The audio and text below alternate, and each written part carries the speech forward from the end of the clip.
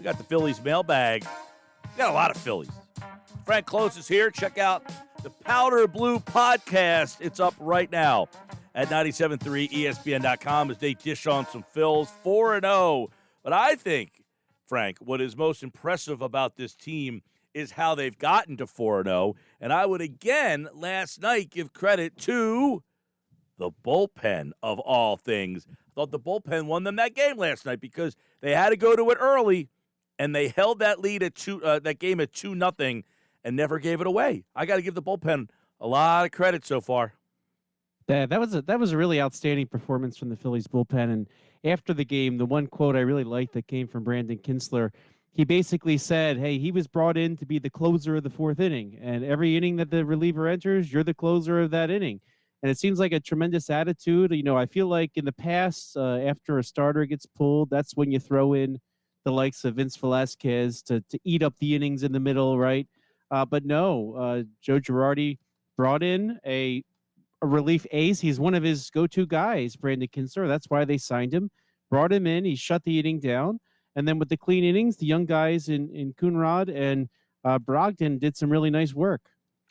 They really did. And Alvarado, don't forget him closing the game out as well. I mean, he gets a 101-mile-per-hour fastball. I read something today, Frank, that velocity in the bullpen, they rank number 3 in the entire major leagues. This is not something that you could really say in the past. They never had a guy just come in, crank one by you. I mean, that's been something that this bullpen has been lacking since, I don't know, oh, man, Billy Wagner could throw one right past you. But, I mean, for God's sakes, I mean, they just have not had that guy.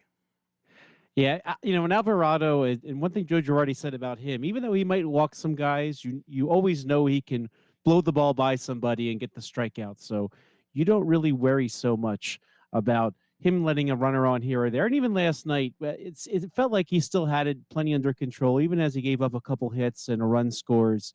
You know, you don't really feel like you don't even feel like the batters can catch up enough to a fastball to knock it over the wall. Well, I'll tell you, the bullpen is a big difference in why I think you, or people out there, I should say, listeners, fans, should feel that this team has a shot this year. That bullpen is a reason why you should feel that this team has a shot. But I want to get your take on what the Mets did last night. 77 pitches. You have a 32-year-old grown man who's a 2-time Cy Young Award winner, and they basically said, 77 is all you're giving me tonight. Your thoughts? The only thing I can think of is, you know, he geared up for his start on what should have been their opening day, and they ended up not playing. I mean, maybe they felt his rhythm was a little bit off because of that, and they wanted to protect him. Because remember, the Mets and Nationals did not play that first series after the Nationals had an outbreak with COVID, and you know, the Mets really got kind of thrown off kilter. You know, they were the victims of that there. So this was their opening night last night, and who knows? I mean, I was certainly shocked that DeGrom got pulled when he did. I really couldn't believe my eyes when Castro came in to pitch. But you know, that can be the only explanation. I wouldn't have done it, but I think once Thankfully. DeGrom exited the game, you saw the Phillies hitters, their eyes sort of lit up, like saying, "Oh, oh, now here's our in." Right, we have a shot now. You're saying because they did not have a shot the way he was going last night. Although they had a chance early in that game, somebody drove one. Who was that? Hoskins.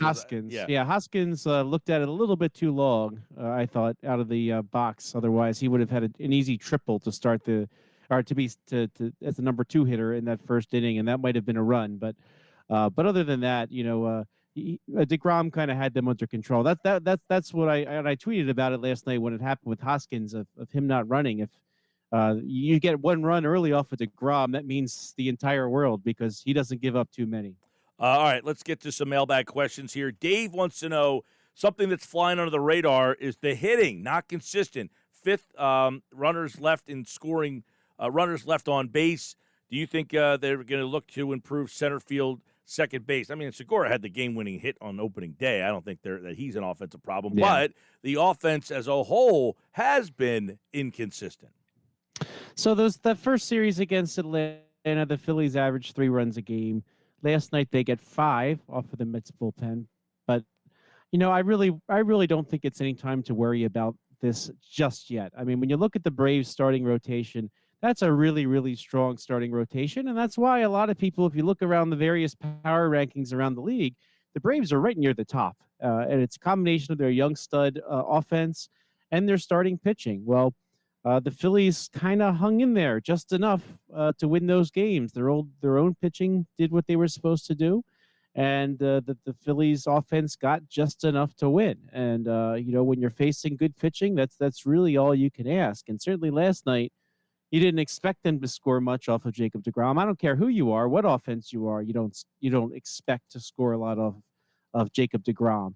And again, when the bullpen came in last night, the Phillies managed 5 runs, thanks to some defense, of course, too. But really, the Phillies have faced good pitching so far. So the question would be then, well, what can this offense do? Well, if you look to last year, the Phillies averaged 5.10 runs per game. That was fifth overall in all of baseball. So with that lineup mostly back, you're adding Alec Boehm to that lineup, even though you are taking away a designated hitter position.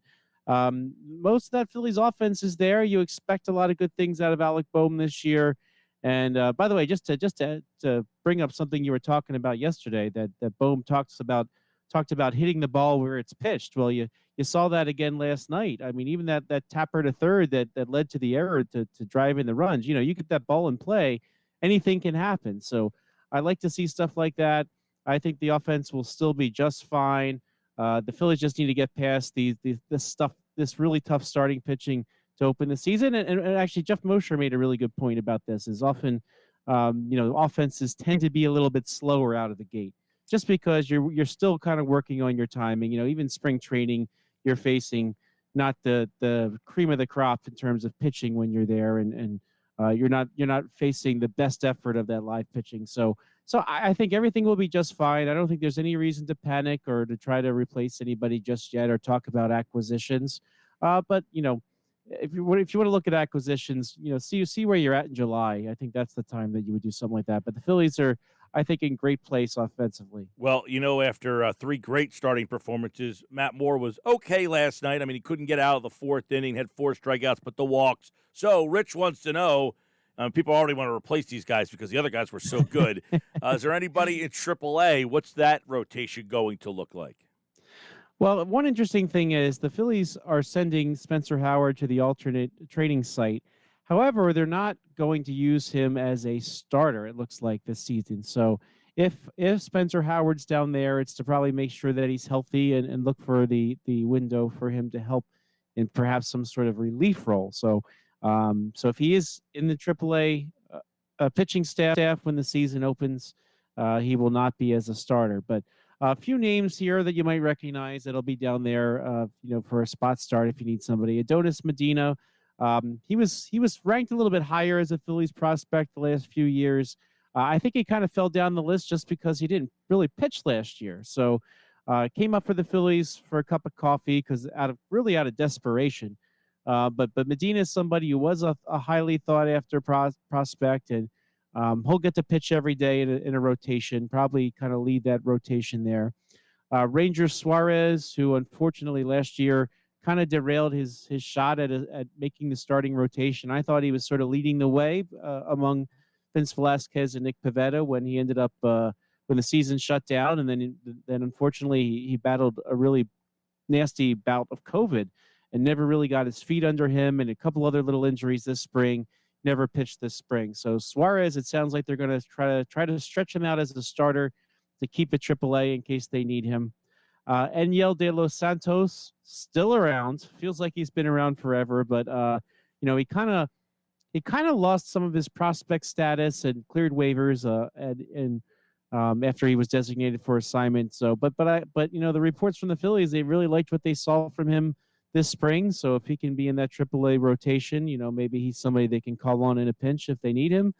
In terms of another prospect you could see there, maybe not right away, Francisco Morales. He's the number 4 Phillies prospect on MLB Pipeline for 2020. He's at the alternate training site. He's just 21 years old. He last pitched in Lakewood, and of course,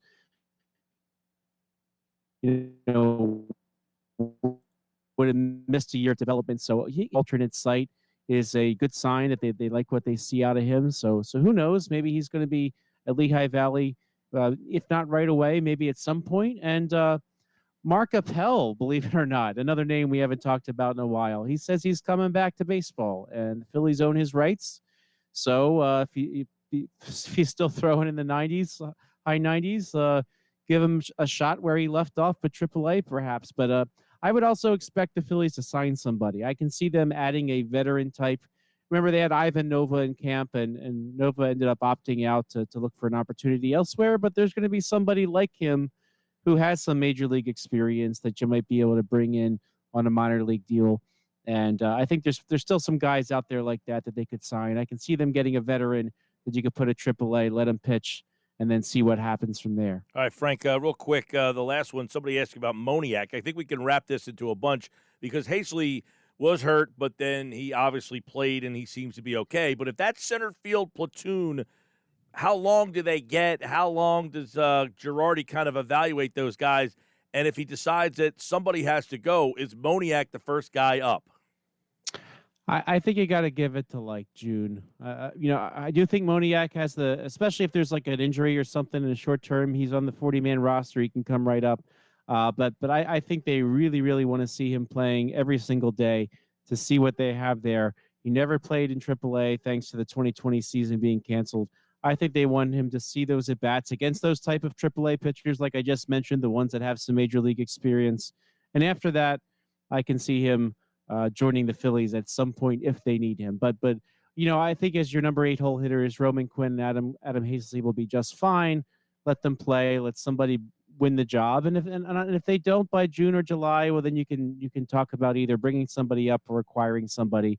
But the best way to know if you want to make Mickey Moniak that guy is to play him every day, and he'll get to do that at AAA starting in May. All right, Frank Klose, like all guests, appeared via the Boardwalk Honda hotline. You can follow him on Twitter at Frank Klose with the K. And, of course, his Phillies mailbag is up right now at 97.3ESPN.com. Phillies back in action tonight.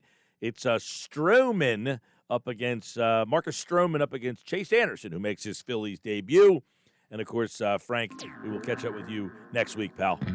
Great to talk to you, Mike. As always, there goes Frank. And, of course, we'll have more Phillies conversation throughout the week.